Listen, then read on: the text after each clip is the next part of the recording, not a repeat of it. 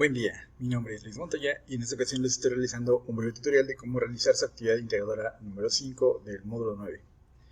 Ok, esta actividad se llama Institucionalización de México y Movimientos Sociales. Y bueno, vamos a comenzar con una portada, con lo que ya saben, nombre de la actividad, nuestro nombre, el número de grupo, el nombre de nuestro asesor y alguna imagen alusiva a la actividad con nuestro logo de Prepa en línea. Ok, vamos a la actividad. Y el punto 1 nos dice: en un párrafo describe las principales características económicas y sociales del cardenismo. Y bueno, vamos a ver un poco lo que podríamos poner. Pues aquí les doy una idea que dice: durante el cardenismo se generó un gran desarrollo imitando el modelo capitalista que usaban otros países industrializados con el fin de hacer que el país fuera más equitativo. Uno de los proyectos más significativos que realizó fue el de la reforma agraria, por medio del Banco de Crédito Ejidal Agrícola, que encargaba créditos, mientras que los departamentos agrarios se encargaban de la repartición de tierras a los campesinos para trabajarlas. Realizó muchos cambios en la educación, pues tomó como punto de partida la educación socialista, la cual se trataba de que toda la sociedad mexicana tuviera educación. Es por ello que creó escuelas en todo el país, en las cuales se daba incluso de comer a los alumnos.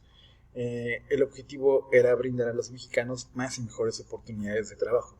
Creó el Instituto Politécnico Nacional. Además, durante su mando ofrecía educación a los militares, ya que eran analfabetas. ¿Ok? Y bueno, el punto número 2 nos dice: en los primeros lustros de la post-revolución se buscó la institucionalización del país. A continuación, completa la tabla de instituciones políticas más importantes que se fundaron. Ok, en el punto número 1 tenemos a la Secretaría de Educación Pública, la SEP, cuyo propósito fue crear escuelas rurales, primarias y primarias técnicas, emprender cruzada contra la ignorancia y el analfabetismo indígena, una institución laica, gratuita y obligatoria. Su fecha de inicio fue el 3 de octubre de 1921, a cargo del presidente Álvaro Obregón. Luego seguimos con el Banco de México, cuyo objetivo era procurar la estabilidad del poder adquisitivo de la moneda nacional, promover un sano desarrollo del sistema financiero y propiciar un buen funcionamiento de los sistemas de pago. Su fecha de inicio fue el 25 de agosto de 1925, en el mandato de Plutarco Elías Calles. El Banco Nacional de Obras y Servicios Públicos, Banobras, cuyo objetivo era financiar o refinanciar proyectos de inversión pública o privada en infraestructuras y servicios públicos, así como coadyuvar al fortalecimiento institucional de los gobiernos federal, estatal y municipal, con el propósito de contribuir al desarrollo sustentable del país. Su fecha de inicio fue el 20 de febrero de 1933, bajo el mando del presidente Abelardo L. Rodríguez. También tenemos a la creación de Petróleos Mexicanos, que se derivó tras una mala administración que se llevaba a cabo desde la Revolución y por la expropiación por parte de los trabajadores petroleros. El presidente decidió crear una empresa encargada de administrar y gestionar todo el sistema petrolero. El 7 de junio de 1938, el presidente era Lázaro Cárdenas. El siguiente que tenemos es el Partido Nacional Revolucionario, PNR, cuyo objetivo era mantener una disciplina de sostén al orden legal mediante la unificación de los elementos revolucionarios del país y la transformación de la lucha armada en un debate político. Este se fundó el 4 de marzo de 1929 bajo el mando del presidente Emilio Cándido Portes Gil. Luego nos encontramos a la Confederación de Trabajadores de México, CTM, sindicato encargado de velar por los intereses de los trabajadores de México. Se creó el 24 de febrero de 1936 bajo el mando de Lázaro Cárdenas del Río.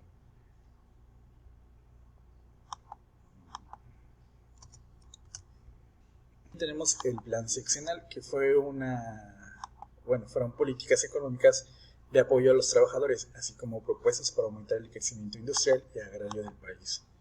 Se decretaron el 6 de diciembre de 1933 por Lázaro Cárdenas del Río.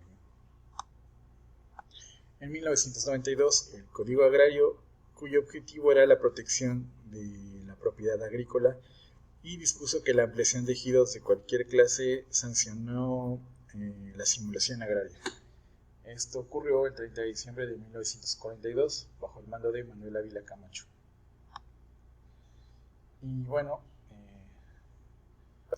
¿qué nos dicen? Completa la tabla con las ideologías de los movimientos sociales surgidos en México del siglo XX y las similitudes que esos tienen con algunas demandas actuales. Si consideras que alguno de los rubros debe quedar vacío, justifica tu respuesta. Okay. Primeramente tenemos el movimiento estudiantil de 1968. Este se generó en cuanto a problemáticas en cuanto a la política, pues existía una crisis política, un gobierno autoritario por parte de Gustavo Díaz Ordaz, que veía en los movimientos estudiantiles como una amenaza. Y pues la amenaza era porque se llevarían a cabo en México los Juegos Olímpicos de 1968 y pues los jóvenes estaban inconformes con la situación y los malos tratos que tenían en el país y querían boicotear los Juegos Olímpicos. En materia económica, pues al ser México sede de los Juegos Olímpicos, pues existía un crecimiento económico, obviamente mucha gente venía, hubo mucha inversión, mucho crecimiento en infraestructura deportiva y un crecimiento económico estable de un 7.3%. Socialmente, pues el movimiento social de jóvenes estudiantes, maestros, pedían la liberación de estudiantes presos, porque constantemente estaban deteniendo a jóvenes en manifestaciones y todo ese rollo, así como también la libertad de expresión. Entonces, pues vemos que se llevan a cabo una que otra marcha estudiantil, normalmente para conmemorar el movimiento del 68, pero pues aún vemos huelgas, vemos cosas, pero no tan marcadas. Pero algo que sí podíamos relacionar un poco podría ser el movimiento el caso de los jóvenes de Ayotzinapa en el 2014, quienes fueron privados de su libertad y desaparecidos por el hecho de querer manifestarse. Entonces, pues es algo similar, porque querían manifestarse y fueron los jóvenes reprimidos. ¿Ok? Bueno, vamos al siguiente punto. Participación de la sociedad civil como reacción al terremoto de 1985. En materia política, pues hubo una respuesta tardía en cuanto a la verdadera magnitud de la catástrofe. O sea, cuentan que hubo más muertos de los que relataron. En cuanto a la economía, pues ustedes van a investigar cómo se encontraba la economía en México o cómo le pegó ese terremoto de 1985 a la economía nacional. Bueno, a la economía de la Ciudad de México, pero pues era el corazón de México. En cuanto a lo social, pues gracias a la catástrofe se logró la unión entre los mexicanos, demostrando al gobierno que son más unidos y que pueden solucionar este tipo de problemas sin su ayuda. Y pues similitudes con demandas actuales, pues vivimos un terremoto del 19 de septiembre del 2017 y este terremoto nos volvió a demostrar que los mexicanos somos muy unidos, ya que por todas las calles salían a apoyarse unos a otros sin importar la clase social. Estaban todos unidos ayudando. Esto es lo que tenemos que rescatar. ¿Okay? La formación de la oposición electoral de 1988. Se conformó la oposición política FND, la cual tuvo como candidato candidato presidencial al ingeniero Cuauhtémoc Cárdenas. Y pues vamos a investigar económicamente cómo se encontraba México en 1988. Socialmente, las personas no querían más al PRI, ni ahora, en el poder, y a pesar de que parecía que Cárdenas ganaba de último momento, ganó Salinas por medio de un fraude electoral. Pues demandas actuales, pues aunque en un contexto distinto, los principales partidos se unieron formando una oposición. O sea, aquí en el 88 se generó una oposición Y en el 2021, pues todos los partidos, bueno, los 3 partidos políticos principales que no están en el poder se aliaron pues como oposición, aunque pues no tuvo mucho éxito. Pero es algo que podemos. Ok, y por último, el levantamiento indígena del EZLN en Chiapas. ¿Qué problema, bueno, aquí vamos a ver primeramente qué problema político generó esto? También podemos analizar qué presidente estaba en turno, por qué se generó el problema y todo. ¿Ok? Y, a ver, permítame. Económicamente, pues el 19 de diciembre de 1994 el peso mexicano se devaluó, la inflación se disparó y junto con ella la economía en su conjunto sufrió un descalabro muy fuerte, colocando al país en una situación de crisis.